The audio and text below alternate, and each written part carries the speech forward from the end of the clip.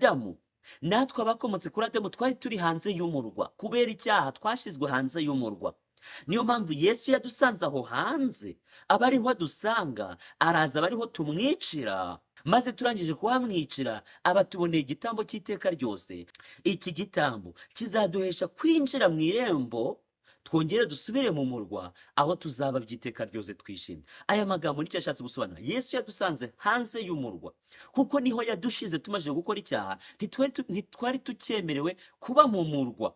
Hanyuma tujya hanze yawo, aba ariho adusanga, aba ariho atambira igitambo, aba ariho akorera ibintu byose, maze urupfu rwe rugiye kuzaduhesha uburenganzira bwo kuzinjira mu murwa w'Imana dukiranutse, duhabwe n'uburenganzira bwo kuzongera kurya ku giti cy'ubugingo. Mbega amagambo meza!